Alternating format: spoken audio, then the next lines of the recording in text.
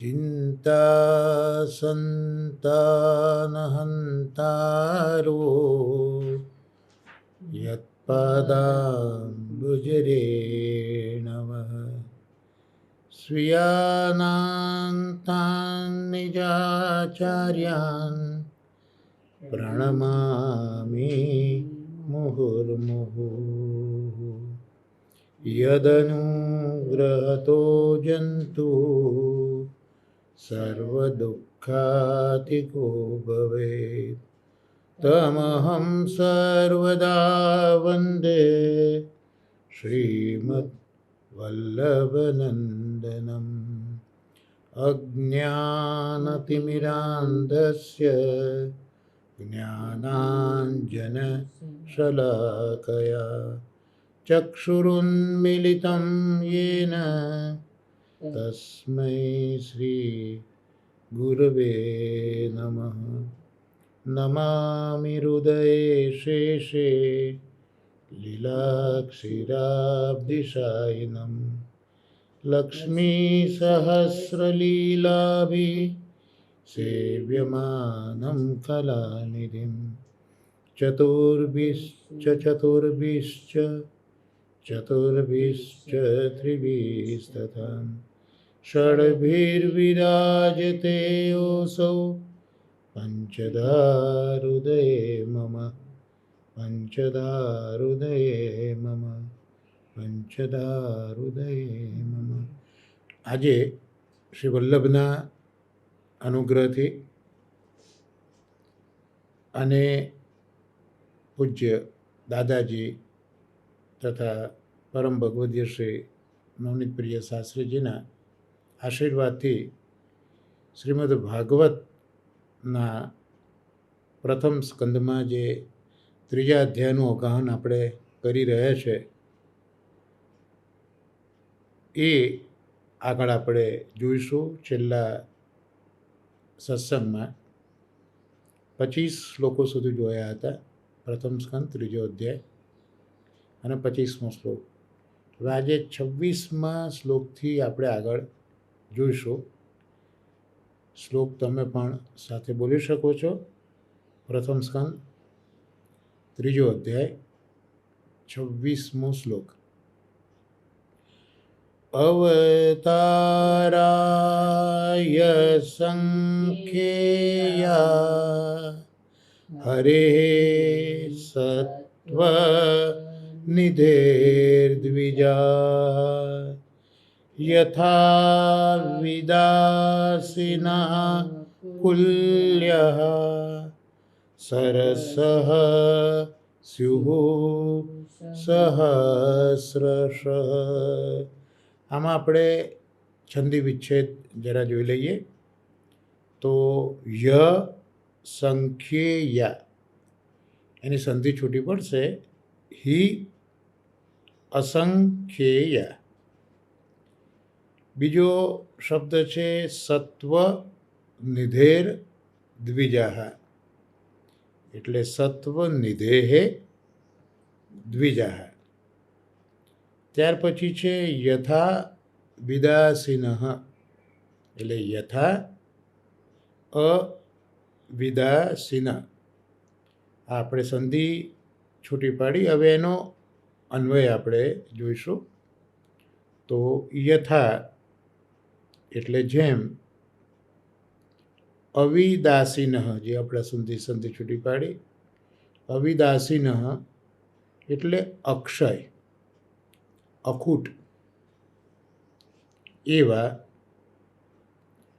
સરસઃ એટલે સરોવરમાંથી. સહસ્રશઃ એટલે હજારો. કુલ્યાહ નહેરો. સ્યુઃ એટલે નીકળે તેમ. દ્વિજાહ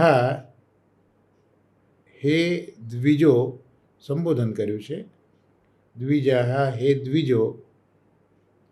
હિ ખરેખર.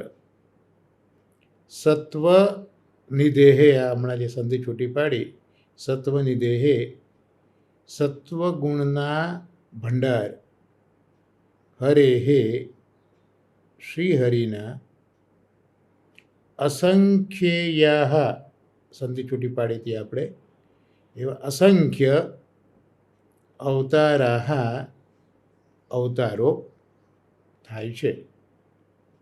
તો હવે એનો સામાન્ય અનુવાદ આપણે જોઈ લઈએ. જેમ અક્ષય જલ સરોવરમાંથી અસંખ્ય નાની નાની નહેરોના પ્રવાહો નીકળે છે, તેમ સત્વગુણના ભંડારરૂપ શ્રીહરિના અસંખ્ય અવતારો થાય છે.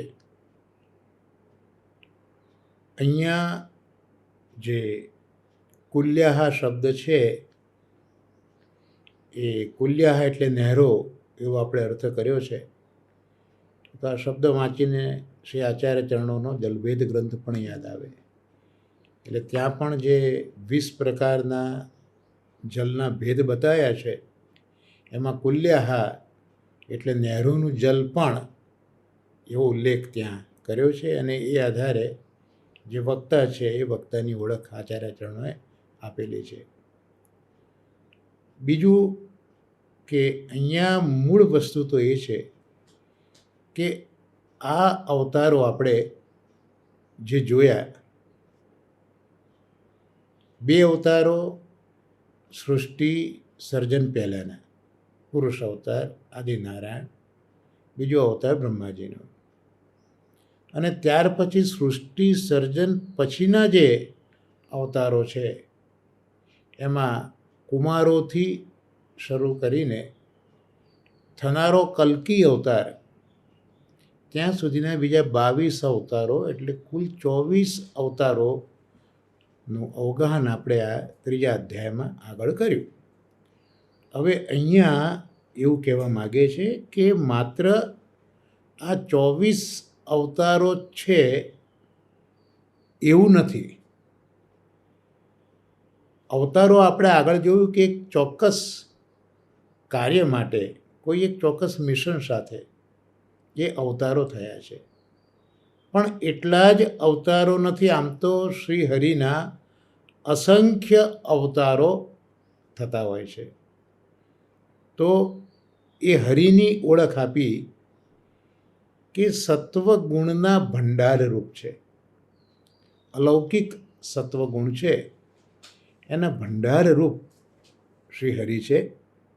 અને એમાંથી આ માત્ર 24 નહીં પણ અસંખ્ય અવતારો થાય છે. જો વલ્લભ વેદાંતનો આપણે થોડોક વિચાર કરીએ તો ત્યાં જે કંઈ આ પ્રપંચ એટલે જગતમાં જે કંઈ જળ સૃષ્ટિ દેખાય, કે જ્યાં જીવ સૃષ્ટિ, ચૈતન્ય સૃષ્ટિ દેખાય, એ વાસ્તવમાં તો પ્રભુમાંથી જ બધું પ્રગટ થયું છે. સચ્ચિદાનંદ પ્રભુને ઓળખાવ્યા, એમાં સદંશમાંથી જળ સૃષ્ટિનું નિર્માણ થયું છે. સદંશ વત્તા ચિદંશ આનંદંશ, ગુપ્ત તિરોહિત, તો એનાથી આ ચૈતન્ય સૃષ્ટિ, જીવ સૃષ્ટિ થઈ છે. તો મૂળ તો એ આવ્યા પ્રભુમાંથી જ આવ્યા છે. તો એને પણ આમ તો પ્રભુના અવતારો જ કહેવાય. આ વેદાંતના આધારે આપણે આવો વિચાર કરી શકીએ. આ વૃક્ષો છે કે કોઈ જળ પદાર્થ છે, એમાં બી મૂળ તો આચાર્યજીના વેદાંત પ્રમાણે સત, ચિત અને આનંદ છે જ, પણ જળમાં સદંશની મુખ્યતા રહી અને પ્રભુએ પોતાની લીલા માટે એ જડત્વમાં ચિદંશ અને આનંદંશને તિરોહિત કરી દીધો છે. અને જીવ સૃષ્ટિમાં પ્રભુએ સદંશ અને ચિદંશને મુખ્ય કરીને આનંદંશને તિરોહિત કર્યો છે. એટલે છે તો બધા ભગવદ રૂપો જ છે. જુજવે રૂપે અનંત ભાષે, જે નરસિંહ મહેતાએ કહ્યું છે. અને અંતે તો હેમનું હેમ હોય, છેવટે તો સોનું છે. અને અનેક આકારો પ્રકારો થયા, એમ અહીંયા પણ આ 24 અવતારો છે એવું નથી, પણ આવા તો અસંખ્ય અવતારો થાય છે. અને એની ઉપમા આપી કે એક મોટું સરોવર હોય અને સરોવરમાંથી નાની નાની નહેરો નીકળે. આપણે અત્યારે પણ જોઈએ છે કે દેશમાં નહેરો બધી, આપણે ગુજરાતમાં બી નર્મદામાંથી બધી નહેરો નીકળે છે. તો એ પાણીનો વિપુલ જથ્થો હોય, ત્યાંથી બધી નહેરો કાઢીને જે ક્ષેત્રો હોય જુદા જુદા ત્યાં લઈ જતા હોય છે. પણ જળનો ભંડાર અતૂટ છે, જરા પણ ખૂટે એવો નથી. તો અક્ષય જલ રૂપી સરોવરમાંથી જેમ અસંખ્ય નહેરો નીકળે છે, એ અહીંયા ઉદાહરણ આપીને સમજાવ્યું કે આવી રીતે પ્રભુમાં પણ સત્વ ગુણનો નિધિ છે. કારણ કે સત્વ હોય ત્યાં જ પ્રભુના અવતારો થાય. પ્રભુ હંમેશા અવતાર લે છે ને સત્વગુણના આધારથી લે છે. એટલે જ જે વસુદેવજી છે એ વસુદેવજીને પણ સત્વનો અવતાર ગણેલા છે. લક્ષ્મણ ભટ્ટજીને પણ મહાપ્રભુજી પ્રગટ થયા છે એટલે સત્વનો આધાર ગણેલા છે. એટલે પ્રભુ હંમેશા સત્વમાં પ્રગટ થતા હોય. તો આ એક વિરાટ સત્વનો નિધિ છે, એમાંથી અનેક આવા અવતારો થાય છે, જેમ એક સરોવરમાંથી નહેરો નીકળે. હવે આપણે દાદાજી અહીંયા શું સમજાવે છે તે પણ જોઈએ. તો અહીંયા જે દ્વિજાહ આપણે સંધિમાં છૂટું પાડ્યું, તો દ્વિજાહ એટલે અહીંયા સંબોધન છે. જે ઋષિઓ બેઠા છે, કારણ કે મૂળ કથા તો નૈમિષારણ્યમાં સૌનકાદી 88,000 ઋષિઓ બેઠા છે અને 6 પ્રકારના પ્રશ્નો પૂછ્યા છે. જે 6 પ્રશ્નો જ આ સમગ્ર ભાગવતનો આધાર છે, પાયો છે. અને એમાં ચોથા પ્રશ્નમાં અવતારની કથાઓ અમને કહો એમ ઋષિઓએ પૂછ્યું છે. એટલે આ કહ્યા પછી હવે દ્વિજાહ એટલે જે ઋષિઓ છે એમને સંબોધન કરે છે. અને આ જે સંબોધન છે એ એટલા માટે કે ઋષિઓને જણાવવું છે, ઋષિઓની જાણકારીતા માટે ઋષિઓને જણાવવું છે. અને ઋષિઓનું અનુમોદન પણ આ રીતે માગી રહ્યા છે.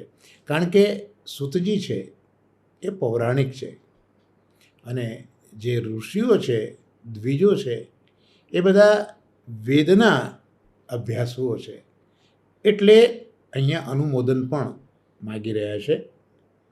હવે જે અવિદાસીન શબ્દ કયો છે એટલે જે ક્ષય રહિત છે એવું આપણે અહીંયા સમજવાનું છે. સરસઃ, સરસ એટલે સરોવર.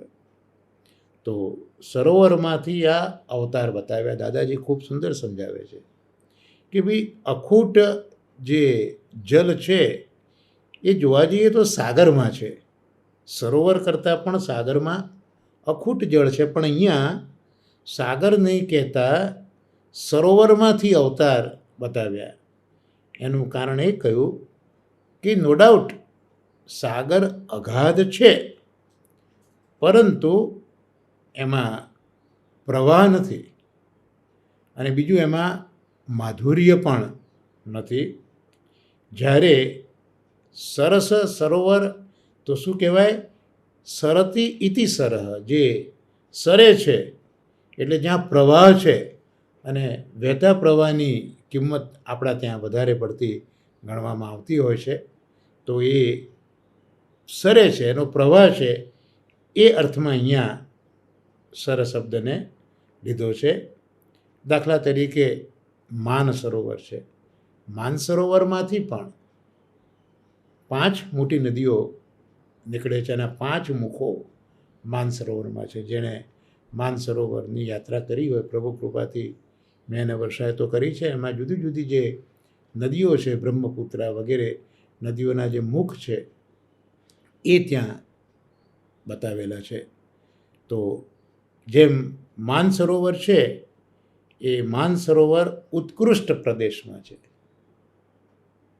અને એમાંથી આ પ્રવાહ નીકળી શકે. સાગર છે એમાં જલ વિશેષ છે, પણ એ ઊંચાઈ ઉપર નથી, એ નિમ્ન પ્રદેશમાં છે. પૃથ્વી કરતાં પણ જે નિમ્ન છે ત્યાં સાગર છે. એટલે હંમેશા જે પ્રદેશ ઉન્નત હોય જેમ માનસરોવર છે, એ માનસરોવર ઊંચાઈ ઉપર છે, ઉચ્ચ હિમાલયાસ જે છે, કૈલાસ છે, ત્યાંથી એ જલ આવે છે. એટલે એ આખો પ્રદેશ ઉન્નત પ્રદેશ છે અને એનું જે જલ છે આવા જગતના નાના અનેક પ્રદેશમાં આવવું એ જગવિદિત છે. એટલે ભાઈ એક સરોવરમાંથી નહેરો કઈ રીતે નીકળે, તો અહીંયા દ્રષ્ટાંત આપ્યું કે જે માનસરોવર ઊંચાઈ ઉપર છે અને ત્યાંથી જલ આવે છે, એવી રીતે ઠાકોરજી પણ જોવા જઈએ તો ઊંચાઈ ઉપર છે. જો શ્રીમદ ભગવદ્ ગીતામાં પણ આપણે 15મો અધ્યાય જોઈએ તો ત્યાં ઉર્ધ્વ મૂલ અધ શાખા ત્યાં કહ્યું છે. એટલે આ જે કંઈ જગત દેખાય છે એ જગતનું મૂળ એ તો ઠાકોરજી છે, જે આપણે આગળના શ્લોકોમાં જોયું અને આ કરંટ શ્લોકમાં પણ આપણે જોઈ રહ્યા છીએ કે જે કંઈ બધું થયું છે, ચાહે અવતારો હોય કે ચાહે આ પ્રપંચ હોય કે જળ હોય કે જીવ હોય, એ બધું મૂળ તો પ્રભુમાંથી થયું છે અને પ્રભુ ઊંચાઈ ઉપર છે. એટલે આ દેખાતા સમગ્ર પ્રપંચનું મૂળ એ ઠાકોરજી છે, ઉર્ધ્વ મૂલ, એવું ત્યાં આપણે જોઈએ છીએ શ્રીમદ ભગવદ્ ગીતામાં. તો એ ઉર્ધ્વ મૂળ ત્યાંથી જેમ પેલું સરોવર ઊંચાઈ ઉપર હોય અને ત્યાંથી બધી નહેરો નીકળે અને અક્ષય જલ એમાં ભરેલું છે ને નહેરોમાંથી એ જલ વહેતું વહેતું જુદા પ્રદેશમાં જાય છે, એમ ઊંચાઈ ઉપર રહેલા, સૌથી ઉપર રહેલા ઠાકોરજી, અક્ષર બ્રહ્મમાં બિરાજતા ઠાકોરજી, એમનામાં સત્વનો અકૂટ ભંડાર છે અને આવા અનેક અવતારો જેમ પેલા સરોવરોમાંથી નહેરો નીકળે છે એમ અનેક અવતારો થાય છે. એટલે આ જ રીતે આપણે હમણાં વાત કરી એમ પરબ્રહ્મ પણ અક્ષર બ્રહ્મમાં બિરાજે છે, ઉન્નત છે. અને પરબ્રહ્મ તો મધુરતાવાળું છે. મધુરાધિપતેર કિલમ મધુરમ, રસપૂર્ણ છે, રસો વૈસ છે, પૂર્ણાનંદ છે, પૂર્ણાનંદો હરિસ્તસ્માત, આચાર્ય ચૂર્ણે પણ કહ્યું છે. તો આવા જે ઊંચાઈ ઉપર રહેલા છે, સૌથી હાઈટ ઉપર એ રહેલા છે. બ્રહ્માજી પણ નીચે છે. લધો મૂલ શાખ ત્યાં કહ્યું પુરુષોત્તમ સહસ્રમાં, કારણ કે બ્રહ્માજીએ આ પ્રપંચની રચના કરી છે પણ એ પ્રભુ કરતાં નીચેના લોકમાં છે, બ્રહ્મલોકમાં છે. એનાથી તો કેટલી ઊંચાઈ ઉપર ઠાકોરજી અક્ષર બ્રહ્મમાં બિરાજે છે. તો ઉન્નત આવું પરબ્રહ્મ છે જે માધુર્યપૂર્ણ છે, રસપૂર્ણ છે અને પૂર્ણાનંદ છે. એવા આ ઠાકોરજી રૂપી સરોવરમાંથી અનેક અવતારો થાય છે, જેમ માન સરોવરમાંથી અનેક નહેરો નીકળી તેમ. તો આ 26મો શ્લોક આ રીતે આપણે સમજવાનો પ્રયત્ન કર્યો મહાપ્રભુજીની કૃપાથી, દાદાજીના આશીર્વાદથી. ને હવે આપણે 27મો શ્લોક જોઈશું. ત્યાં કહે છે, ઋષયો માનવો દેવા મનુપુત્ર મહોજસ કલાહ સર્વે હરેરેવ સ પ્રજાપતય સ્મૃતા. અહીંયા એક જ સંધિ છૂટી પડશે, હરે રેવ, હરે હે એવ. હવે એનો આપણે અન્વયાર્થ જોઈશું 27મા શ્લોકનો. તો ઋષય એટલે ઋષિઓ, અનેક ઋષિઓ થઈ ગયા. એમાં એક ઋષિ બહુ જ વિખ્યાત છે અર્યમા કરીને, એટલે અહીંયા અર્યમા ઋષિનો ઉલ્લેખ કર્યો છે. અર્યમા વગેરે ઋષિઓ. મનવઃ એટલે મનુઓ, દેવાહ એટલે દેવો, મહો જસઃ મહાન ઓજસ્વી, મનુપુત્રાહ એટલે મનુના પુત્રો. અહીંયા આ વિશેષણ આપ્યું છે કે મનુના પુત્રો એ મહાન ઓજસ્વી હતા. સ પ્રજાપતય એટલે પ્રજાપતિઓ સહિત, સર્વે બધા, હરેહે એવ શ્રી હરિના જ, કલાહ અંશાવતારો, સ્મૃતા કયા છે. હવે એનો આપણે અનુવાદ જોઈએ તો ઋષિઓ, મનુઓ, દેવો અતિ પરાક્રમી મનુપુત્રો અને પ્રજાપતિઓ આ સર્વ શ્રી હરિના જ અંશાવતારો કહેલા છે. તો ઋષિઓમાં અહીંયા આપણે કહ્યું એ પ્રમાણે આર્યમા વગેરે અનેક ઋષિઓ થઈ ગયા છે. આપણા શાસ્ત્રોને જોઈએ, પુરાણોને, વેદોમાં તો અનેક ઋષિઓ થયા છે. તો આ ઋષિઓ છે, ત્યાર પછી મનુઓ છે. મન્વંતર, જુદા જુદા મન્વંતર જે થયા છે એ જુદા જુદા મન્વંતરમાં મનુઓ પણ હોય, અવતાર પણ હોય, ઋષિઓ પણ હોય. તો મનુઓ જે થયા છે જુદા જુદા મન્વંતરમાં, જે એ યુગને અનુકૂળ ધર્મને સ્થાપિત કરતા હોય છે, તે વખતના સમયને અનુરૂપ તો મનુઓ પણ થયા છે. દેવો પણ થયા છે. શ્રીમદ ભાગવતમાં પણ આપણે 33 કરોડ દેવતા જોઈએ કહીએ છીએ, પણ મૂળ 33 પ્રકારના દેવોનું વર્ણન શ્રી ભાગવતમાં જોવા માટે. કોટી અહીંયા એટલે કરોડો કરતાં પણ એક જાતનો પ્રકાર કોટી એટલે. તો 33 દેવતાઓ આ શ્રીમદ ભાગવતમાં પણ, જે સ્કંદમાં 33 અધ્યાયો છે, ત્યાં આ ગણના આ રીતે કરેલી આપણને જોવા મળે છે. તો મનુઓ છે, દેવો છે. ત્યાર પછી મનુના પુત્રો થયા. તો મનુના પુત્રોમાં પણ આપણે તો ઉત્તાનપાદ, પ્રિયવ્રત વગેરે નામો આપણે જાણીએ જ છે. તો એ બધા મહાપરાક્રમી, અતિ પરાક્રમી આ મનુના પુત્રો હતા. તો આ બધા અહીંયા આજ્ઞા કરે છે કે છેવટે તો હરિના જ અંશાવતારો છે. જે આપણે આગલા શ્લોકમાં જોયું કે સત્વના એક મોટા ભંડારમાંથી આ બધા સ્વરૂપો, જેમ એક મોટા સરોવરમાંથી નીચે આવે, તેમ આ બધા પણ હરિના જ અંશાવતારો અહીંયા કયા છે. અને હવે આપણે 28મો શ્લોક પણ જોઈએ. એતે ચાંશ કલાહ પુંસઃ કૃષ્ણસ્તુ ભગવાન સ્વયં ઇન્દ્રારિવ્યાકુલં લોકમ બ્રૂડયંતી યુગે યુગે. અહીંયા જે સંધિ વિચ્છેદ છે એમાં ચાંશ કલાહ, ચ અંશ કલાહ, કૃષ્ણસ્તુ, કૃષ્ણ તુ, અને ઇન્દ્રારી વ્યાકુલમ, ત્યાં ઇન્દ્ર અરી વ્યાકુલમ, આવી સંધિ છૂટી પડશે.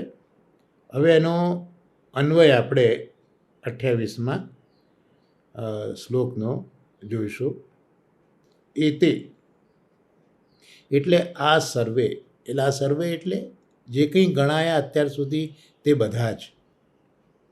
પુંસઃ પુરુષના, અંશ કલાહ અંશાવતાર, કલાવતાર છે. ચ એટલે અને, કૃષ્ણ તુ શ્રી કૃષ્ણ તો, સ્વયં ભગવાન પોતે ભગવાન છે. ઇન્દ્ર અરી વ્યાકુલમ, ઇન્દ્રના અરી, ઇન્દ્રના દુશ્મન એટલે જે દૈત્યો છે તે, એનાથી વ્યાકુલ કોણ છે? લોકમ, આ વિશ્વ. એને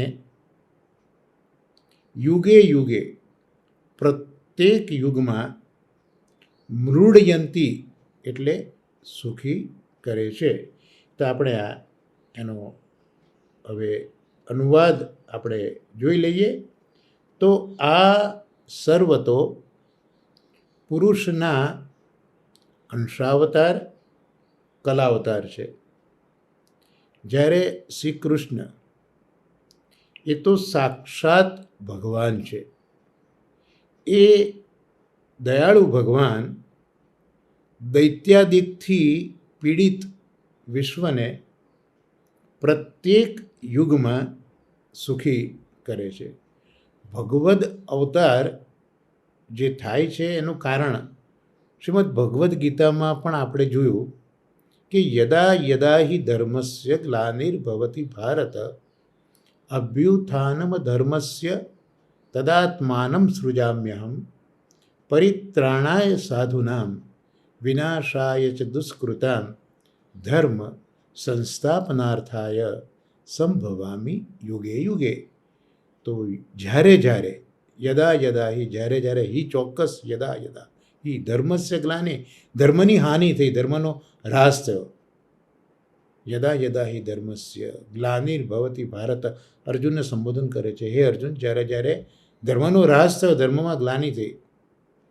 અભ્યુત્થાનમ ધર્મસ્ય એટલે ધર્મને હાનિ થઈ એટલે જે અધર્મ છે એ અધર્મ ઉપસ્યો, વધ્યો.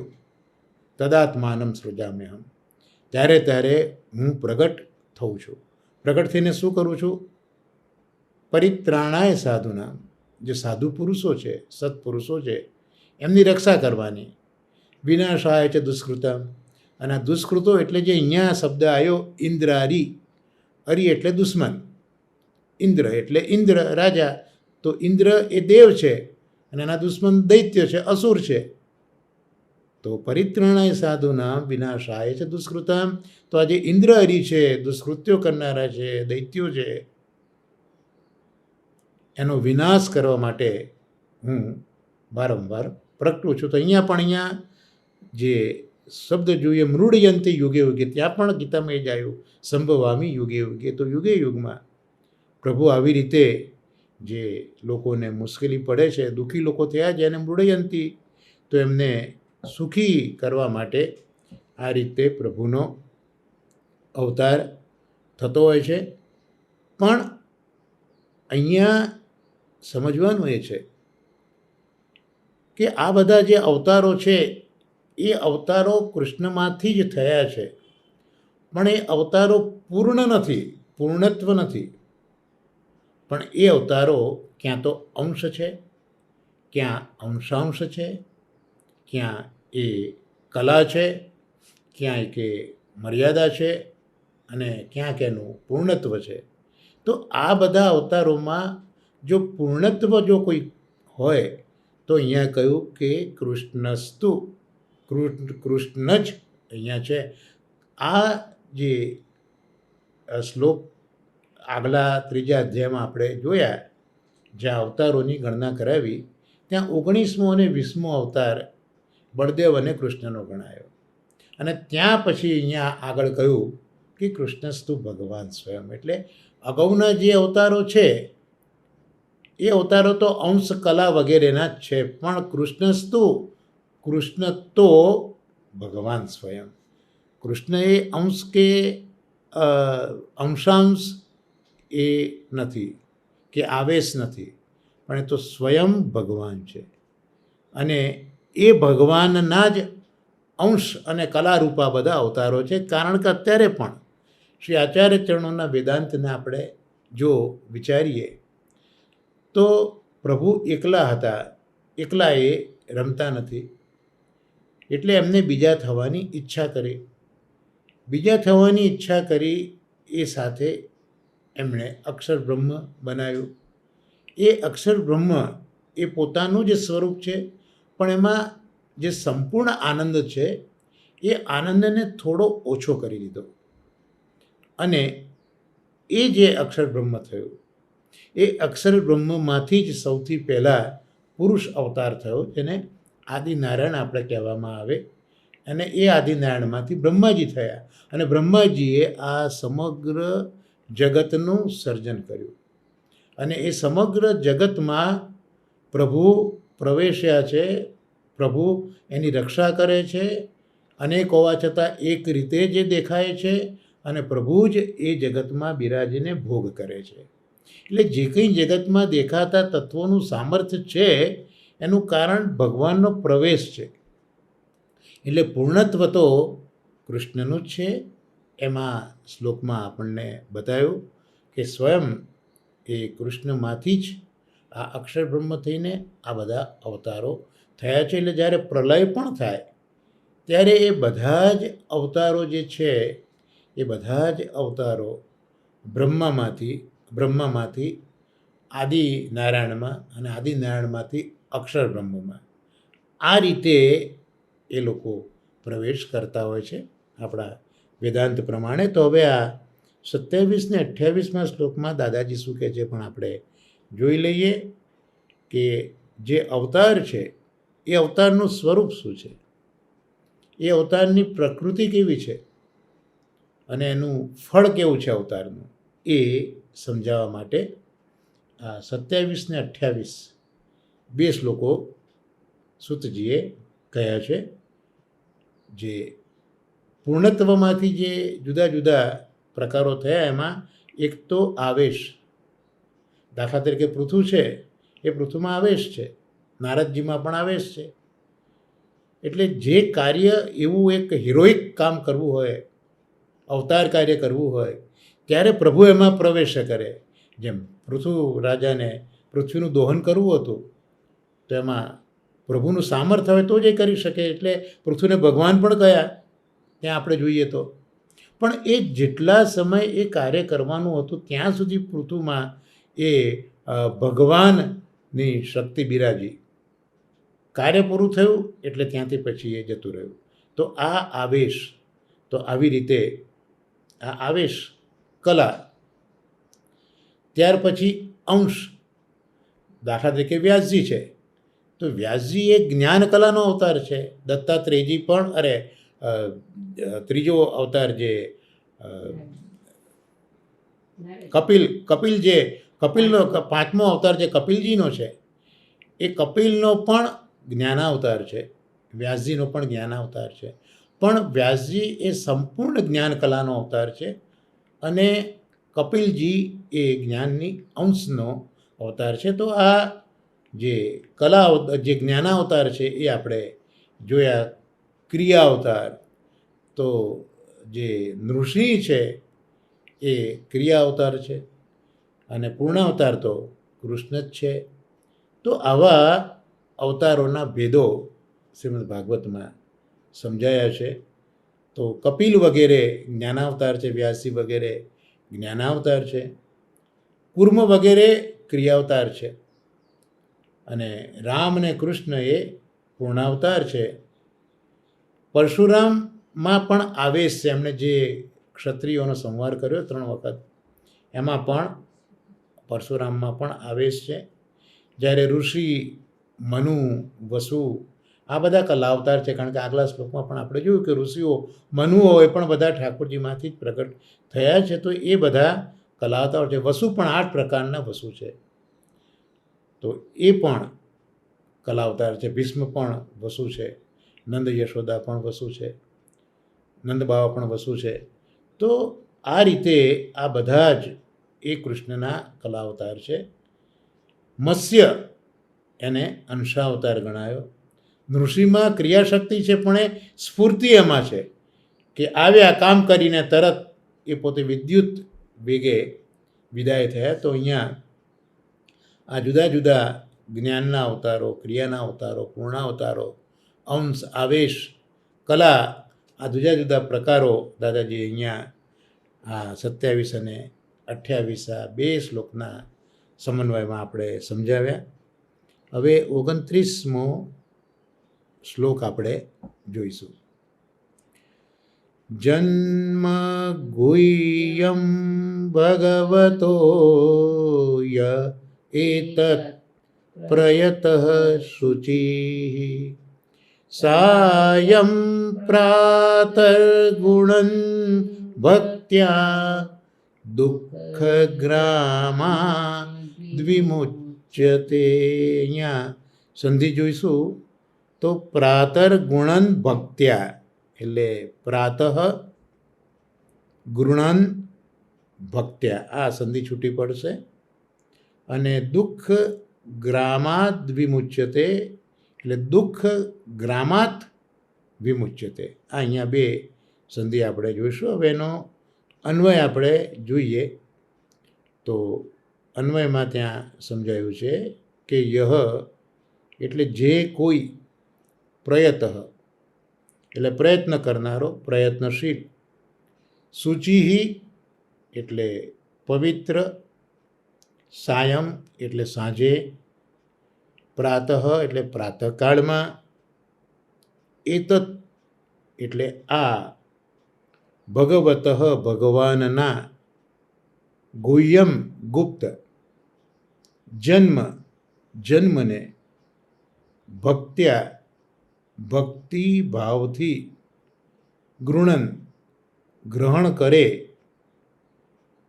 દુઃખ ગ્રામાત દુઃખોના સંઘાતથી, વિમુચ્યતે મુક્ત થાય છે.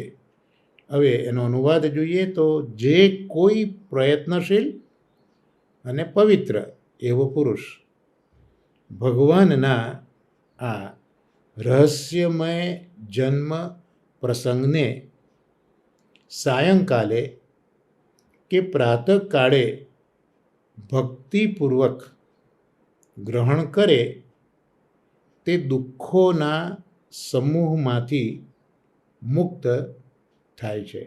તો આ શ્લોકમાં ભગવાનના જે આ નામ છે, આ ભગવાનના જે આ જન્મ છે, એ જન્મનું આપણે વારંવાર બોલ્યા કરીએ,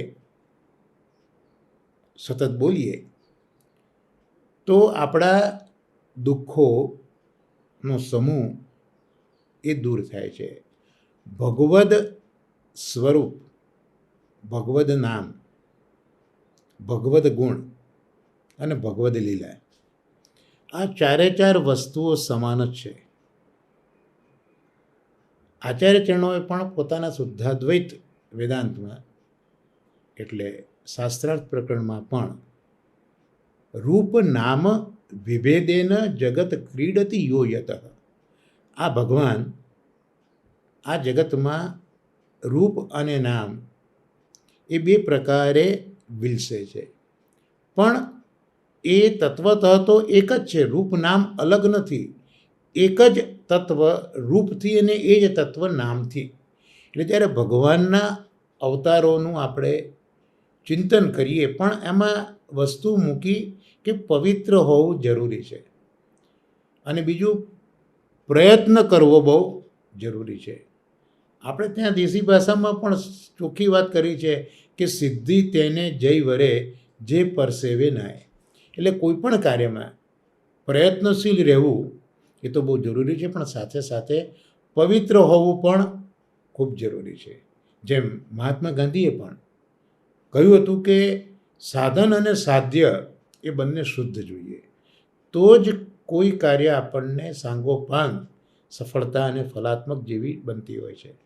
તો અહીંયા પ્રભુ પોતે જ એટલા બધા આ વિશ્વને શુદ્ધ અને પવિત્ર કરનારા છે, તો એવા પ્રભુ પાસે પણ આપણે પવિત્ર થઈને શુદ્ધ થઈને જવું જોઈએ. એટલે પેલા ભક્તે કહ્યું ને કે મેલી ચાદર ઓઢ કે કૈસે દ્વાર તિહારે આવું.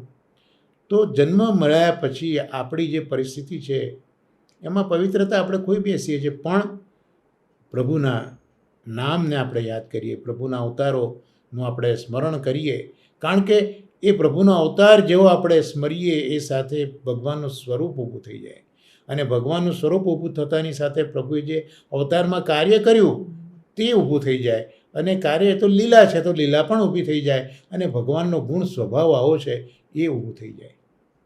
એટલે ગુસાઈજી મહારાજે પણ આજ્ઞા કરી છે કે ભગવદ નામ એવું છે કે આપણી વૈખરી, આપણી જીભ એ લેવાને સમર્થ નથી, પણ એ ભગવદ નામનો એટલો બધો પ્રમેય બળ, એટલું બધું સત્યાત્મક છે કે ભગવદ નામ દેતા આપણી વાણી શુદ્ધ થઈ જાય છે અને આપણે ભગવાનનું નામ બોલી શકીએ છીએ. બાકી ભગવાનનું નામ પણ આપણે ન લઈ શકીએ એટલી બધી અપવિત્રતા આપણામાં હોય છે. જ્યારે ભાગવતના અંદર દસમ સ્કંદમાં 8મો સ્કંદ વિચારીએ તો ત્યાં પણ નામ સંસ્કરણ ગર્ગાચાર્યજીને વસુદેવજી મોકલે છે અને આવે છે, અને ત્યાં નામ પ્રગટ કરે છે. ત્યાં મહાપ્રભુજી સુબોધિનીજીમાં સમજાવ્યું છે કે ભગવાનનું રૂપ, ભગવાનનું નામ, ભક્તિ, જ્ઞાન અને પાંચમું ભાગ્ય, આ પાંચ વસ્તુઓ વ્યક્તિના અંતઃકરણને શુદ્ધ કરે છે, અને અંતઃકરણ શુદ્ધ થાય તો જ ભક્તનો નિરોધ થાય. તો આ અંતઃકરણને પવિત્ર કરવા, પ્રભુને બની જવા માટે પણ આ શુદ્ધિ પવિત્રત થઈને સતત પ્રયત્ન કરીને ભગવાનના આ અવતારો ગુણોને આપણે સતત, અને તે પણ સવારે અને સાંજ બંને સમય અહીંયા કહ્યું છે. કારણ કે સવારનો સમય પણ એક અગત્યનો સમય છે, કારણ કે સૂર્યનો ઉદય છે એટલે જે અંધકાર છે અંધકારને દૂર કરે છે. એમ સવાર પડી એટલે આપણું જે અજ્ઞાન હતું તે દૂર થયું, જ્ઞાનનો ઉદય થયો. અને સંધ્યા સમય જે છે એ સંધ્યા સમયે શાસ્ત્રો એવું કહે છે કે જે અસુરો, જે અહીંયા શબ્દ આવ્યો ઇન્દ્રારી વ્યાકુલમ લોકમ, તો ઇન્દ્રના જે દુશ્મનો છે દૈત્યો, એ બધાનું ચલણ, એમનું વજન એ આ સંધ્યા સમયે ખૂબ પ્રબળ થઈ જતું હોય છે. તો ત્યાં એમની અસર આપણા જેવા જીવો પર ખૂબ થતી હોય છે. એટલે આ સવારનો સમય અને સંધ્યા સમયે પ્રભુના આવા પવિત્ર નામો એ આપણે પણ શુદ્ધ થઈને એ અવતારોને પ્રયત્નપૂર્વક આપણે બોલવા જોઈએ. તો આપણા બધા જ દુઃખો, એટલે ત્રણેય પ્રકારના દુઃખો, આદિ ભૌતિક, આધ્યાત્મિક, આદિ દૈવિક, એ બધા દુઃખોમાંથી આપણે મુક્ત થઈ જઈએ છીએ. એ અહીંયા 29મા અધ્યાયમાં કહ્યું છે. ત્યાં દાદાજી કહે છે કે કૃષ્ણસ્તુ ભગવાન સ્વયં. તો આ તો શ્રીમદ ભાગવતનું મહાવાક્ય છે. જેમ શંકરાચાર્યના વેદાંતમાં એક મહાવાક્ય છે તત્વમસી, તત્વમ અસી. એ જે તત્વ છે, કયું તત્વ? પરબ્રહ્મ જે તત્વ છે, સચ્ચિદાનંદ તત્વ છે, અસી એ હું જ છું. આવું આ એક વાક્ય એ શાંકર વેદાંતમાં જોવા મળે છે. તો એ શાંકર વેદાંતનું એ મહાવાક્ય ગણાય, તત્વમસી. એમ શ્રીમદ ભાગવતનું મહાવાક્ય જો કોઈ હોય તો કૃષ્ણસ્તુ ભગવાન સ્વયં. કારણ કે આ સમગ્ર શ્રીમદ ભાગવત છે, એ સમગ્ર શ્રીમદ ભાગવત એ વાસ્તવમાં તો ભગવાન શ્રી કૃષ્ણનું નામાત્મક સ્વરૂપ જ છે. આ બધા અવતારો જે આપણે 24 અવતારો જોયા, તે આપણે એ પણ જોયું કે ઋષિઓ જે છે, મનુઓ છે, મહા ઓજસવાળા એમના પુત્રો છે, તો આ બધા જ એ છેવટે તો ભગવાનમાંથી જ પ્રગટ થયા છે. બધા ભગવાનના જ અવતારો છે. પણ જે પૂર્ણત્વ, એ પૂર્ણત્વ તો કૃષ્ણમાં જ છે, બીજા કશામાં પૂર્ણત્વ નથી. તો આ કૃષ્ણસ્તુ ભગવાન સ્વયં એ ભાગવતનું એક મહાવાક્ય છે. અને આ કૃષ્ણની પૂર્ણતાનું વર્ણન તો અનેક ગ્રંથોમાં અને અનેક વેદાંતના ઉદાહરણોમાં પણ આપણને જોવા માટે મળ્યું છે. એટલે છાંદોગ્ય ઉપનિષદ વગેરેમાં પણ દેવકી પુત્ર કૃષ્ણ છે, એમની પૂર્ણતા બતાવેલી છે.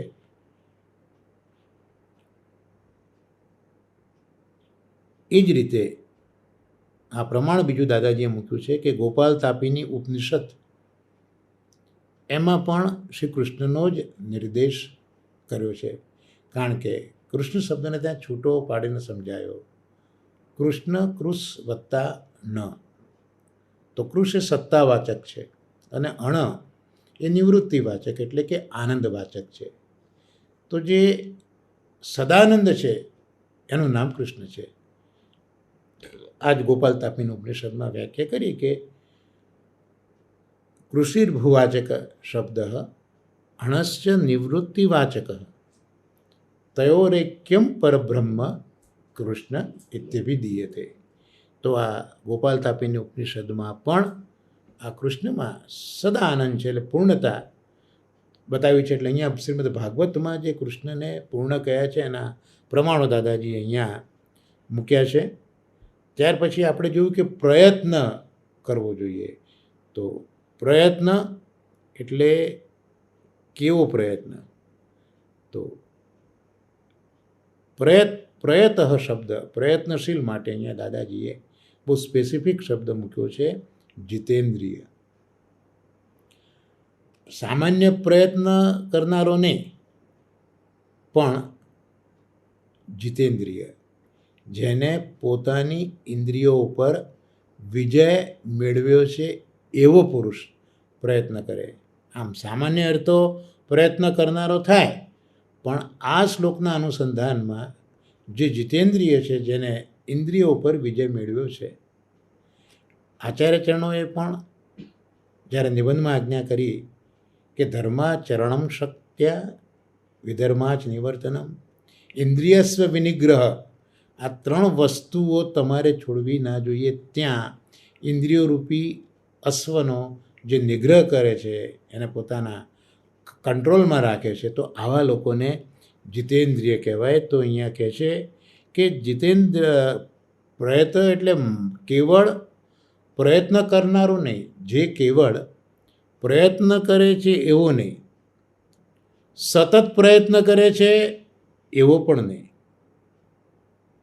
સખત પ્રયત્ન કરે છે એવો પણ નહીં, પરંતુ જે ઇન્દ્રિય જીત છે, તો એ ઇન્દ્રજીત કરતાં પણ ઇન્દ્રિય જીત મોટો છે. બહુ સુંદર સમજાયું કે એક તો કેવળ પ્રયત્ન એટલે કેવળ જડ પ્રયત્ન, ત્યાર પછી સતત પ્રયત્ન, ત્યાર પછી સખત પ્રયત્ન, ત્યાર પછી ઇન્દ્રજીત. તો માત્ર જે જડ પ્રયત્ન કરે છે તેવો વ્યક્તિ નહીં, જે સતત પ્રયત્ન કરે છે તેવો વ્યક્તિ પણ નહીં, જે સખત પ્રયત્ન કરે છે તેવો પણ નહીં, અને જે ઇન્દ્ર જીત છે એના કરતાં પણ મોટો છે, એનું નામ ઇન્દ્રિય જીત. કારણ કે ઇન્દ્રને પણ ભોગો તો સ્વર્ગમાં ઘણા ભોગવવાના છે, અને અહીંયા તો ભોગો નથી ભોગવવાના. એટલે જે ઇન્દ્રજીત કરતાં પણ મોટો છે એવો આ ઇન્દ્રિયજીત. એટલે પ્રયત જે શબ્દ અહીંયા વાપર્યો, પ્રયત્નશીલ, તો એ સામાન્ય પ્રયત્નશીલ નહીં, પણ આવો પ્રયત્નશીલ કે જેણે ઇન્દ્રિયો ઉપર વિજય કર્યો છે. કારણ કે શબ્દ, સ્પર્શ, રૂપ, રસ, ગંધ, આ 5 જે તન્માત્રાઓ છે, એમાં અકેક એ તન્માત્રાઓના ભોગથી જો એક જ ખાલી તન્માત્રા વિષયનો આપણે ભોગ કરીએ તો બી નાશ થઈ જતો હોય, તો પછી 5 જન્મ હોય એનાથી શું ન થાય. પતંગિયું એ પેલા પ્રકાશને જોઈને દીવામાં બળી મરે છે. તો એક ખાલી આ વિષય ઇન્દ્રિયનો એ નાશ કરવા પ્રેરે છે. હાથી છે એ સ્પર્શ વિષયથી મરે છે, માછલું છે એ પેલા સ્વાદના લીધે મરે છે.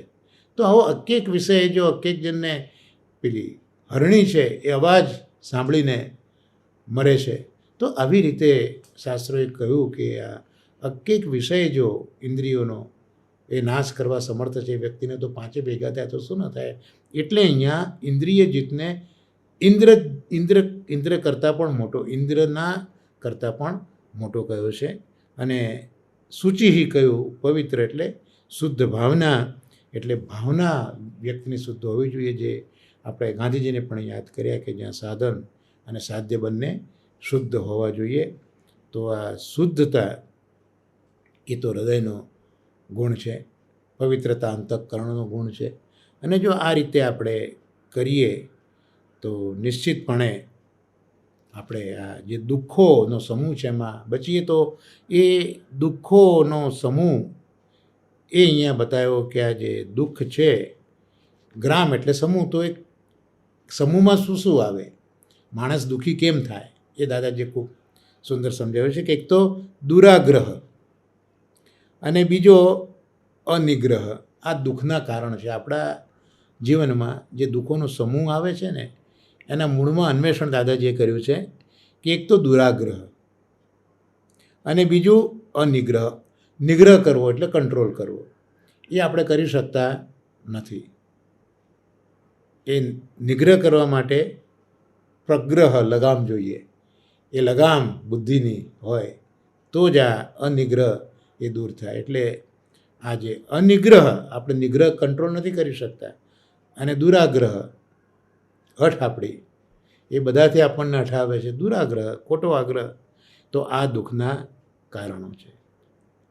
જ્યારે અવતારો છે એ અવતારોમાં ગુણગ્રામ છે, એટલે ગુણોનો સમૂહ છે. એટલે આપણે જે આગળ જોયું ને કે અવતારોનું આપણે ગુણગાન કરીએ સવાર સાંજ, તો આ જે દુઃખો છે એ દુઃખોનો સમૂહ જતો રહે. કારણ કે અવતારો એ ગુણોનો સમૂહ છે અને આપણામાં દુર્ગુણોનો, દુઃખોનો સમૂહ છે. તો જ્યાંને આ ગુણનો સમૂહ આપણે વિચારીએ એની સાથે દુઃખનો સમૂહ દૂર થાય. એટલે એક ગુણ જો સુખ આપતું હોય તો ગુણનો સમૂહ શું ના આપે? ભગવાનનો એક જ ગુણ એ કેટલું બધું સુખ આપે, પણ એ બધા જ ગુણોનો સમૂહ ભેગો થાય તો આપણને શું ના આપે?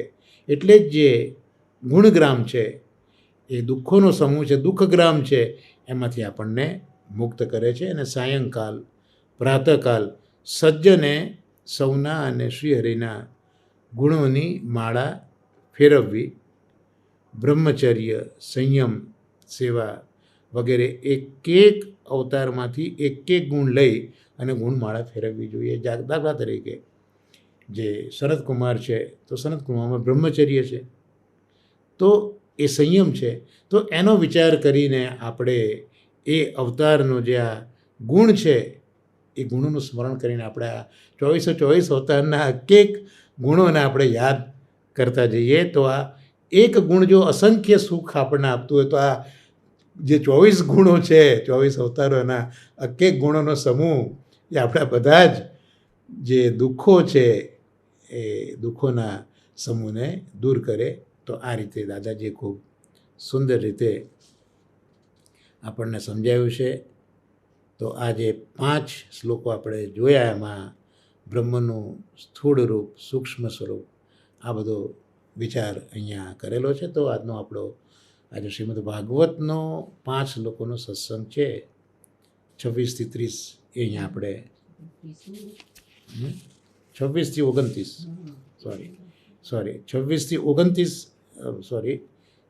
29 સુધીના આપણા જે આ 4 શ્લોક થયા. તો જે આપણે 5મો શ્લોક રહ્યો તો 5મો શ્લોક આપણે જોઈ લઈએ. 30મો શ્લોક જોઈ લઈએ, રહી ગયો એ. તો એ 30મો શ્લોક આપણે જોઈ લઈએ. એતદ્રૂપમ ભગવતો યરૂપસ્ય ચિદાત્મનઃ માયા ગુણૈર્વિરચિતમ મહદાદિભિરાત્મનિ.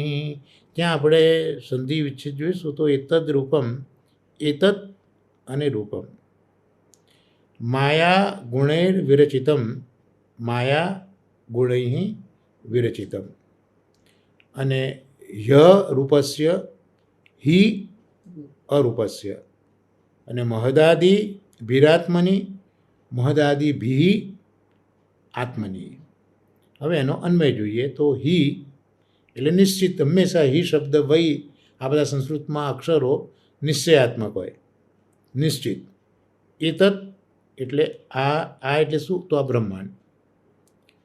અરૂપસ્ય એટલે રૂપ રહિત એવા, ચિદાત્મન ચૈતન્ય સ્વરૂપ, ભગવતઃ રૂપમ ભગવાનનું રૂપ છે, મહદાદિભિ મહત્તત્વ વગેરે, માયા ગુણૈ માયાના ગુણો વડે, આત્મની પોતાના શરીરમાં, વિરચિતમ રચેલું છે.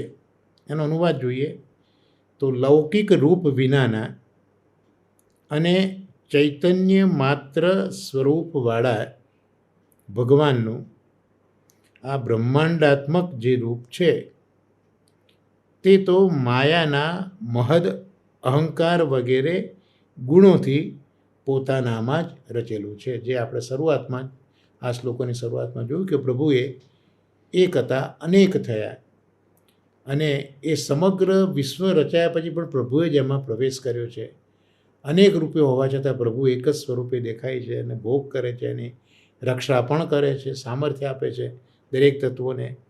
તો એ પ્રભુ કેવા છે? તો એક તો કહ્યું કે એ ભગવાનને રૂપ નથી. આપણે તો જોઈએ છે કે રૂપ છે, એટલે આચાર્ય ચરણોએ સમજાયું કે ભાઈ લૌકિક રૂપ નથી, તો લૌકિક રૂપ વગરના આ ભગવાન છે. અને બીજું ચૈતન્ય માત્ર એમનામાં જે ચિદંશ છે એ ચિદંશની પણ પ્રબળતા છે, ચૈતન્ય છે. તો આવું આ ભગવાનનું સ્વરૂપ છે કે એક તો લૌકિક રૂપ નથી અને બીજું એમનામાં ચૈતન્ય, આખું સ્વરૂપ ચૈતન્યયુક્ત છે. અને ત્રીજું આ સમગ્ર બ્રહ્માંડ છે એ પણ એનું રૂપ છે. અને એ જે છે એ માયાના અંદર 3 ગુણો છે, સત્વ રજ અને તમ. એમાંથી જે અહંકાર બન્યો, મહત્તત્વ વગેરે જે બન્યું, એમાંથી આ સમગ્ર વિશ્વની રચના થઈ છે. તો ભગવાને કઈ રીતે આ વિશ્વની રચના કરી એનો પણ ઉલ્લેખ અહીંયા આપણને જોવા મળે છે કે પ્રભુએ જ પોતાનામાંથી આ માયાને પ્રગટ કરી. માયાના સત્વ રજ તમ ગુણ એમાંથી મહદ તત્વ બન્યું અને મહદ તત્વમાંથી આ ધીરે ધીરે બ્રહ્માંડ થયું. પણ એ બ્રહ્માંડ રૂપે પણ ભગવાન જ બિરાજે છે. ભગવાન બ્રહ્માંડ સ્વરૂપ પણ છે અને બ્રહ્માંડની અંદર પણ પદાર્થ સ્વરૂપે પણ ભગવાન જ છે. આમ અત્ર તત્ર સર્વત્ર એ કૃષ્ણ જ છે, સચ્ચિદાનંદ જ એમાં બિરાજે છે અને એના આધારે જ આ આખું વિશ્વ એ ટકી રહ્યું છે. તો દરેકે દરેક પદાર્થ એ સ્વરૂપે પણ ભગવાન અને એ ભગવાન પોતે જ આ બ્રહ્માંડ સ્વરૂપે વિલસે છે. એટલે મહાપુરુષના વેદાંતમાં જે જગત છે એ કૃષ્ણનું આધિભૌતિક સ્વરૂપ છે, અક્ષર બ્રહ્મ આધ્યાત્મિક સ્વરૂપ છે અને આધિદૈવિક સ્વરૂપે તો કૃષ્ણ બિરાજે જ છે. અને કૃષ્ણે જે આ સૃષ્ટિનું સર્જન કર્યું એમાં માયા, એના 3 ગુણો, મહત્તત્વ ઇત્યાદિ આપણે ભાગવતની અંદર જોઈએ છે, વેદાંતમાં જોઈએ છે. તો અહીંયા દાદાજી શું સમજાવે છે, તો જે નિર્ગુણ બ્રહ્મ છે એનું આ બ્રહ્માંડ એક સ્થૂલ સ્વરૂપ છે. અહીંયા નિર્ગુણ એટલે જેમાંથી ગુણ નીકળ્યા તે, એટલે સત્વરજ પ્રભુમાં સત્વરજ તમ ગુણ નથી, પણ પ્રભુએ આ બ્રહ્માંડની રચના માટે ગુણો પ્રગટ કર્યા છે. તો આવા નિર્ગુણ બ્રહ્મનું આ જે બ્રહ્માંડ સમગ્ર છે એ બ્રહ્માંડનું સ્થૂલ સ્વરૂપ થયું છે. આપણે આધિભૌતિક સ્વરૂપ આપણે હમણાં જોયું. આધિદૈવિક ભગવાનની માયા શક્તિ છે. ભગવાનની માયા પણ 3 પ્રકારની છે, એક આધિભૌતિક, આધ્યાત્મિક, આધિદૈવિક. જો આપણે દસમ સ્કંદ જોઈએ તો પૂતના એ આધિભૌતિક માયા છે અને જે દેહાધ્યાસ, ઇન્દ્રિયાધ્યાસ, પ્રાણાધ્યાસ, અંતઃકરણાધ્યાસ, સ્વરૂપ વિસ્મૃતિ, આ બધી જે વિસ્મૃતિ થઈ એ આધ્યાત્મિક માયા છે. અને જે આધિદૈવિક માયા છે તો ભગવાનને લીલામાં ઉપયોગી છે. અને જે આધિભૌતિક માયા છે એ દ્વારા જ ભગવાને આ જગતનું સર્જન કર્યું છે.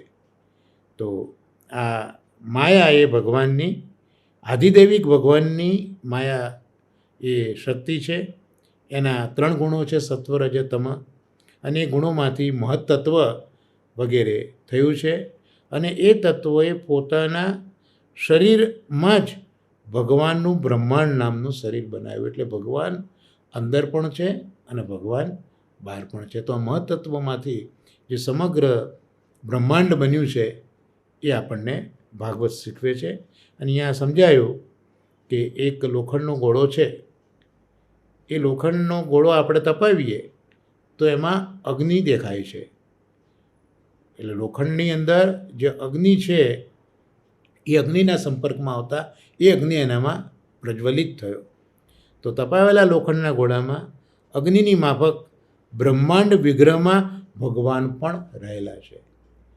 તો આ સમગ્ર બ્રહ્માંડ રૂપે ભગવાન છે અને બ્રહ્માંડની અંદર પણ ભગવાન છે. જેમ તપાવેલા લોખંડના ગોળામાં અગ્નિનો પ્રવેશ છે, આ રીતે.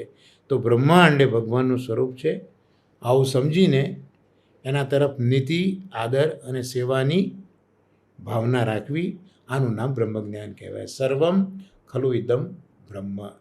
મહાપ્રભુજી પણ વેદાંતમાં એ જ કહે છે કે જળ જીવ આ બધું ભગવાન જ છે. એટલે એના તરફ આદર આપણે રાખવો જોઈએ. ને આવું જ્ઞાન જ્યારે થાય ત્યારે એને બ્રહ્મ જ્ઞાન થાય કે દરેક જગ્યાએ પછી બ્રહ્મના જ દર્શન થાય. ચાહે એ વ્યક્તિમાં જે કોઈ ગુણ હોય તે, પણ એ ગુણવાળો જે વ્યક્તિ છે છેવટે તો ભગવાન છે, આવી દ્રષ્ટિ જ્યારે કેળવાય. આપણને ગમતું તો બધું આપણને ઘણું સારું લાગે, પણ ન ગમતું હોય ત્યાં પણ ભગવાન છે એવી દ્રષ્ટિ જ્યારે આપણે કેળવીએ ત્યારે આપણામાં બ્રહ્મજ્ઞાન છે એવું આપણે કહી શકીએ. એનું કારણ આ બતાવ્યું કે પ્રભુ જ આ બ્રહ્માંડની અંદર પ્રવેશીને પ્રભુ જ વિલસે છે અને સમગ્ર બ્રહ્માંડ સ્વરૂપે પણ પ્રભુ જ વિલસે છે. તો આ રીતે આ 26થી 30 5 શ્લોકો આપણે જોયા. તો અહીંયા આ સ્થૂળ સ્વરૂપ જે બ્રહ્મનું છે, બ્રહ્માંડ, એ પણ આપણે જોયું. અને સૂક્ષ્મ સ્વરૂપ જે બધા તત્વો જે છે એ સૂક્ષ્મ સ્વરૂપ છે, તો એમાંથી આ બ્રહ્માંડ બનાવ્યું. તો આ 5 શ્લોકો 26થી 30 એ આજે આપણે મહાપ્રભુજીની કૃપાથી જોયા. અને હવે જે થોડો સમય બાકી છે એમાં આપણે પુરુષોત્તમ સહસ્ત્ર નામ જોઈએ. એમાં આપણે છેલ્લે 96 નામ સુધી અવગાહન કર્યું હતું. આપણે બીજો સ્કંદ ચાલી રહ્યો છે, એમાં 28મો શ્લોક આપણે જોઈએ. તમે પણ સાથે બોલી શકો. પેજ નંબર 124 છે, જો આપની પાસે પુસ્તક બિરાજતું હોય તો. આદિકર્તા તત્વકર્તા સર્વકર્તા વિશારદ નાનાવતાર કર્તા ચ બ્રહ્માર્વિર્ભાવ કારણમ. બસ આજનો આ 28મો શ્લોક આપણે જે ભાગવતનો આજનો સત્સંગ થયો એ સત્સંગના સાથે સીધો સમન્વય ધરાવતો આ શ્લોક છે. એમાં ભગવાનને આદિ કરતા પણ કહ્યું, ભગવાનને તત્વ કરતા પણ કયા, ભગવાનને સર્વ કરતા પણ કયા, એ ભગવાનને વિશારદ પણ કયા, એ ભગવાનને નાના અવતાર અનેક અવતારો કરનારા પણ કયા, અને એ જ ભગવાનને બ્રહ્માના આવિર્ભાવનું કારણ એટલે બ્રહ્માને પ્રગટ કરનારા પણ કયા. તો આ 97થી 102 નામ છે. આ જે નામો છે એમાં આજનો સત્સંગ જ અગત્યનો છે કે આદિ કરતા તો સૌથી પ્રથમ ના કરતા, આદિ એવા કરતા, આદિ એટલે આકાશ અથવા તો કાલ, એના કરનારા, અને આદિ એટલે બ્રહ્મા. તો અહીંયા પંચમલાલજી આ આદિ કરતામાં આ 4 અર્થો વાપરે છે. તો બ્રહ્માજીએ આ સૃષ્ટિનું સર્જન કર્યું છે, પણ બ્રહ્માજી થયા ક્યાંથી, બ્રહ્માજી આવ્યા ક્યાંથી? તો વિરાટ પુરુષમાંથી એ બ્રહ્માજી આવ્યા. અને એ વિરાટ પુરુષ ક્યાંથી આવ્યા? તો વિરાટ પુરુષ અક્ષર બ્રહ્મમાંથી આવ્યા. અને અક્ષર બ્રહ્મ ક્યાંથી આવ્યા? તો અક્ષર બ્રહ્મ એ પરબ્રહ્મમાંથી આવ્યા. તો એ સૌથી પ્રથમના કરતા છે. એટલે સૌથી પ્રથમ જે અક્ષર બ્રહ્મ થયું, અક્ષર બ્રહ્મમાંથી જે આદિનારાયણ થયા, તો આ ભગવાન છે. એટલે આદિ એવા કરતા, તો અહીંયા આદિ એ તમે અક્ષર બ્રહ્મ તરીકે પણ લઈ શકો, આદિનારાયણ તરીકે પણ લઈ શકો. અને જન્માદ્યસ્ય જોઈએ તો જન્માદ્યસ્યમાં જે જન્મ આદિ છે તે અહીંયા આ મહાપ્રભુજી વેદાંતમાં આદસ્ય એટલે આકાશ, આકાશ તરીકે અહીંયા આદ્યસ્યનો ઉલ્લેખ કર્યો છે આદિમાં. તો આકાશ અથવા તો કાલના કરતાં પણ ભગવાન છે. અને આદિ એટલે સૌથી પહેલાં તો બ્રહ્મા છે, તો બ્રહ્માના કરતાં પણ ભગવાન છે. તો બ્રહ્માજી અને વિરાટ પુરુષના કરતાં પણ ભગવાન જ છે. એટલે એના પ્રમાણ આપ્યા. છાંદોગ્ય ઉપનિષદમાં પણ કહ્યું કે પરમાત્મામાંથી સૌથી પ્રથમ આકાશ ઉત્પન્ન થયું, જે મહાપ્રભુજી જન્માદ્યસમાં આપણને બતાવ્યું છે. અને એ શ્લોકનું આપણે જ્યારે અવગાહન કરેલું ત્યારે આ બધો વિચાર આપણે કર્યો છે. અને એ આકાશમાંથી અન્ય સર્જન થયું, આકાશમાંથી વાયુ થયો, વાયુમાંથી તેજ થયું, તેજમાંથી જલ થયું, અને જલમાંથી પૃથ્વી થઈ. પણ આ આકાશ તત્વ ક્યાંથી આવ્યું? તો આકાશ તત્વને ઉત્પન્ન કરનારા પ્રભુ છે. બ્રહ્માજી પણ કહે છે કે મારા એટલે કે બ્રહ્માજીના અને સર્વના ઈશ જો કોઈ હોય તો એ ઈશ્વર છે. ને એ ઈશ્વર પોતાની માયા દ્વારા કાળ કર્મ અને સ્વભાવને પ્રગટ કરે છે અને એમાંથી આ જગતની રચના કરે છે. ત્યાર પછી તત્વ કરતા, તો તત્વોને રચનારા.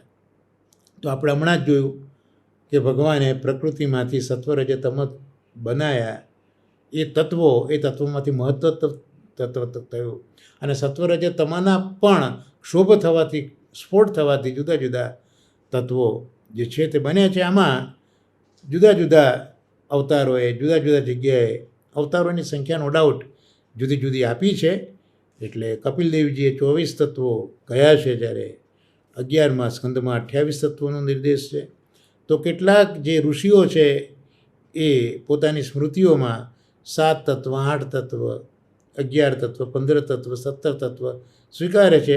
જે કંઈ હોય તે સૌના વિચાર પ્રમાણે, પણ એ જુદા જુદા તત્વોને રચનારા તો છેવટે ભગવાન જ છે. એટલે આપણા માટે તત્વોનો ઝઘડો અગત્યનો અહીંયા નથી. આમ તો જોવા જઈએ તો જે લોકો વિજ્ઞાન ભણતા હોય એમાં કેમિસ્ટ્રીમાં બધા તત્વો બતાવ્યા છે, કેટલા તત્વો બતાવ્યા છે બધા, બરાબર છે. તો આપણો ઝઘડો તત્વોની સંખ્યા સાથે નથી. આપણે અહીંયા તત્વ કરતાં નામ સમજવું છે કે આ તત્વો છે એ તત્વો રચનારા એ ભગવાન છે. નારદજી પ્રથમ સ્કંદના અંદર મહાત્મ્યમાં પ્રથમ અધ્યાયમાં નારદજીએ 28 દૂષણો પૃથ્વીના જોયા છે, અનર્થો. 28 અનર્થો નારદજીએ પૃથ્વીમાં જોયા છે. ત્યાં શાસ્ત્રીજી આ સમજાવ્યું છે કે આ જે 28 તત્વો છે એ 28 તત્વોની જે પ્રભુતા હતી તે અહીંયા નથી. એ આ અનર્થો દ્વારા અહીંયા સમજાય છે, ઉલ્લેખ શાસ્ત્રીજીએ કર્યો છે. હવે સર્વ કરતા, તો સર્વ વસ્તુ માત્રના કરતા, જે આપણે આગળ પણ જોયું, સર્વ વિશ્વને બનાવનારા, ત્યાં સુધી કે કુંભાર વગેરે વિશ્વમાં પણ આ જગતની રચના તો પ્રભુએ કરી, પણ આ જગતની અંદર પાછા રચનારા પણ છે ને, સોની છે, કુંભાર છે, આવા રચનારા પણ છે. પ્રજાપતિએ પણ આ જગતની રચના કરનારા પ્રજાપતિ, 7 પ્રજાપતિઓ છે. તો આ બધા જે સર્વ રચનારા કર્તાઓ જે જુદા જુદા છે, કાર્પેન્ટર છે કે કુંભાર છે કે મોચી છે કે ગોલ્ડસ્મિથ છે, આ જે બધા છે એ સર્વ પોતપોતાના કાર્ય કરવા શક્તિમાન જો થઈ શક્યા હોય તેનું કારણ પ્રભુ છે. તો પ્રભુને આવી રીતે અહીંયા સર્વકર્તા તરીકે ઓળખાયા છે. ભાગવતમાં પણ આનો ઉલ્લેખ છે. બીજા સ્કંદમાં ત્યાં કહ્યું છે કે જે થયું હશે, એટલે જે પહેલાં થઈ ગયું છે તે, જે થયું હશે, થાય છે એટલે અત્યારના થઈ રહ્યું છે વર્તમાનકાળ, અને જે થવાનું છે ભૂતકાળ. તો ભવિષ્યકાળ એટલે ભૂતકાળ, વર્તમાનકાળ અને ભવિષ્યકાળ, આ જે બધું જ છે એ પુરુષ સ્વરૂપ છે. શ્રીમદ ભાગવતમાં બીજા સ્કંદમાં 6ઠ્ઠો અધ્યાય અને 15મો શ્લોક. તો જે થયું હશે એટલે ભૂતકાળ, જે થાય છે વર્તમાનકાળ, અને જે થવાનું છે ભવિષ્યકાળ, એ બધું જ પુરુષ રૂપ છે એવું અહીંયા આપણને સમજાવે છે. અને બધું જ પાછું આ બ્રહ્માંડ એમાં આવૃત થયેલું છે. એટલે આ બધું છે તો ખરું, પણ સમગ્ર બ્રહ્માંડ એની અંદર આવૃત થઈ ગયેલું છે. અને પ્રભુ એનાથી એક વેંત પોતે વધે છે, તો જ બધો સમાવેશ થાય ને. આખા બ્રહ્માંડને સમાવવું છે તો બ્રહ્માંડ કરતાં થોડુંક મોટું સ્વરૂપ હોય તો જ બ્રહ્માંડ સમાય ને. એટલે આખા બ્રહ્માંડની અંદર એક તો છવાઈ ગયા. અને આપણા વેદાંતમાં એ જ વસ્તુ સમજાવી છે કે પ્રભુના આધારે જ બધું ટકી રહ્યું છે. પ્રભુ જેમાં 10 દિશામાં ફેલાઈને રહ્યા છે, પણ એને આવૃત થવા માટે એ બ્રહ્માંડ કરતાં પણ કંઈક 2 વેંત ઊંચા પ્રભુ વધીને રહ્યા છે, જેથી સમગ્ર બ્રહ્માંડ એમાં સમાઈને રહે. જેમ એક ઘોડો હોય એને કશાકમાં મૂકવો હોય તો એના કરતાં થોડીક મોટી સાઇઝ આપણે હોય તો મૂકી શકીએ, એમ ભગવાન પણ આવૃત થઈને એક વેંત પોતે વધે છે, જેથી સમગ્ર બ્રહ્માંડ એમાં સંતાયેલું રહે. અને ઉપનિષદ, બૃહદારણ્યક ઉપનિષદ છે, એમાં કહ્યું છે કે આ જે આત્મા છે તે જ સર્વસ્વ છે. અહીંયા આત્મા એટલે જે જીવાત્મા છે તેની વાત નથી, પણ પરમાત્માની વાત છે. તો એ આત્મા છે એ આત્મા જ સર્વ છે. અને ગીતા આજ્ઞા પ્રમાણે જગતનો પ્રભાવ છે, જે ઉત્પત્તિ છે એનું કારણ પણ ઠાકોરજી કહે છે કે હું જ છું. અને મારાથી આ સમગ્ર સૃષ્ટિ ચક્ર પ્રવર્તે છે એ પણ ઠાકોરજીએ ગીતામાં આજ્ઞા કરી છે. એટલે એ પ્રભુએ જે કંઈ થાય છે તે પ્રભુ પોતાની ઈચ્છાથી જ આનંદ માટે કરે છે. આ ભગવાનની લીલા છે. કોઈ જાતનો શ્રમ પ્રભુને પડતો નથી. કુંભાર ઘડો જે બનાવે છે એ પણ ભગવાનની ઈચ્છાથી જ બનાવે છે. કેટલું બધું મહાપ્રભુનું વેદાંત આ જોરદાર છે કે કુંભારને ઘડો બનાવવાની ઈચ્છા થઈ, એ પણ ભગવદ ઈચ્છા તેવું સમજી લેવાનું.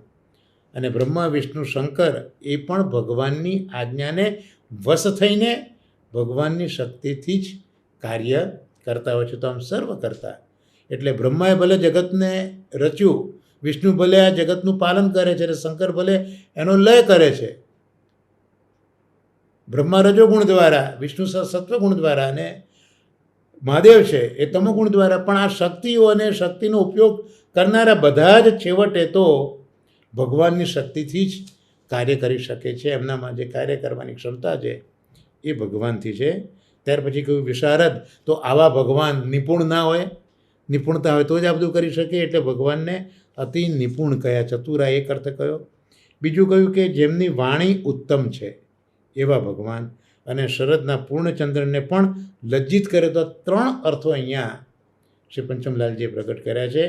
તો આપણે તો પ્રાણી માત્રમાં ચતુરાઈ જોઈએ છે, તો એ પ્રાણી માત્રમાં રહેલી ચતુરાઈ એ પણ છેવટે તો પ્રભુની કૃપાનું દાન છે. તો પ્રાણી માત્રમાં દેખાતી ચતુરાઈ, અરે નાના નાના જીવજંતુમાં પણ આપણે ચતુરાઈ જોઈએ છે.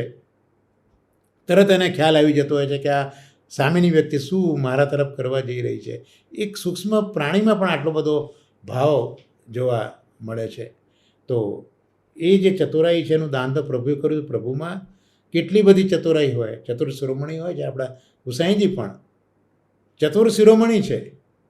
ચતુરાઈ તાકી જાકી જો વલ્લભ સુત કો સ્મરણ કરે, ગુસાઈજીનું જે સ્મરણ કરે તો એ ચતુરાઈની અવધિ આપણા વૈષ્ણવ વાર્તાના પ્રસંગમાં પણ આવે છે. જ્ઞાનની અવધિ શ્રીમદ ભાગવત છે, પણ ચતુરાઈની અવધિ એ આપણા શ્રી ગુસાઈજી છે. તો ગુસાઈજી એ જ કૃષ્ણનો સ્વરૂપ છે. તો ચતુર ના હોય એમાં કોઈ સવાલ નથી. અને ચતુરાઈ બીજી એ રીતની છે કે એ આ જગત રચીને પાછામાં લેપાતા નથી. આપણે તો કંઈ કંઈક કામ કર્યું પછી ઠેક સુધી એને યાદ કર્યા જ કરીએ, એમાં એટલી બધી આસક્તિ થઈ જાય. જ્યારે પ્રભુ આ જગત રચીને એમાં રહીને પણ એમાં લેપાતા નથી. આ જ પ્રભુની અતિ નિપુણતા છે. જ્યારે આપણામાં આસક્તિ, ગૃહની આસક્તિ જતી રહે ત્યારે આપણામાં પ્રભુ માટેની આસક્તિ થઈ, એવું મહાપ્રભુએ આપણને ભક્તિ વર્ધિની ગ્રંથમાં શીખવ્યું છે. તો અહીંયા તો પ્રભુ પોતે તો અતિ નિપુણ છે, કારણ કે જગત રચી એમાં એ લેપાતા નથી. અને બોલવામાં તો ચતુર છે જ. ભાગવતના પ્રસંગો જોઈએ, ગોપીજનો સાથેના સંવાદ જોઈએ કે જ્યારે જ્યારે મહાદેવજીની પાછળ અસુરો આવ્યા તો પેલા ભસ્માસુરને પણ કેવી વાતો કરીને ભગવાને એને એના હાથે જ એનું મૃત્યુ કરાવ્યું છે. તો બોલવામાં તો ભગવાન ચતુર છે જ. અને એ ભગવાનનું સૌંદર્ય એવું છે, નિપુણતા એવી છે, વિશારદતા એવી છે કે આપણે સૂર્યચંદ્રને જોઈએ છે તો સૂર્યચંદ્ર પણ પ્રભુની આ નિપુણતા આગળ લજ્જા પામે છે. ત્યાર પછી 101મું નામ છે નાના અવતાર કરતા. તો જુદા જુદા અવતારો કરનારા અવતારી. આજે જ આપણે ભાગવતના અનુસંધાનમાં જ જોયું કે બધા જ અવતારો છે કૃષ્ણમાંથી થયા, એટલે કૃષ્ણસ્તુ ભગવાન સ્વયં એ તે ચાંસ કલા પુંસો આપણે વિગતવાર આપણે જોયું છે. એટલે નાના અવતાર કરતા અને બ્રહ્માર વિભાવ કારણમ. તો આ જે જગતનું પ્રભવ રચનારા પ્રભુ છે, એમણે જગતની રચના કરાઈ એ બ્રહ્મા પાસે. તો બ્રહ્માનો આવિર્ભાવ જે થયો છે આદિનારાયણમાંથી, એ સ્વરૂપે પણ ઠાકોરજી જ છે. તો એમાંથી જે આવિર્ભાવ બ્રહ્માનો થયો, તો બ્રહ્મા આવિર્ભાવ કારણમ.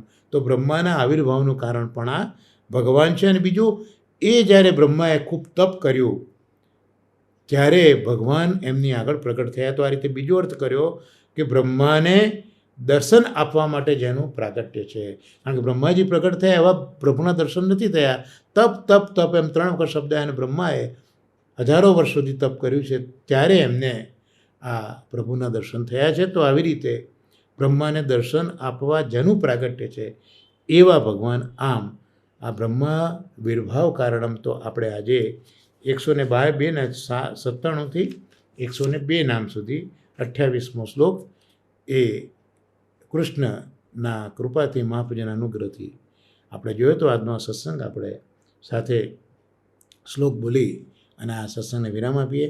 દૃઢૈન ચરણન કેરો ભરોસો, દૃઢૈન ચરણન કેરો श्री वल्लभन क चंद्र छटा बिन सब जुग माज अंधेरो भरोसो दृढ़ चरणन केरो साधन और नहीं आकल में जासू होत निवेरो सूर कहा कहे दुविधा धरो बिना मोल को चेरो भरोसो दृढ़ चरणन केरो। श्री गोवर्धन नाथ की जय, श्याम सुंदर श्री अमने महाराणी की जय, आचार्य श्री महाप्रभु जी की जय। સર્વે વૈષ્ણવને મારા વર્ષાના ભગવત સ્મરણ અને વંદન સર્વે વૈષ્ણવને જય શ્રી કૃષ્ણ।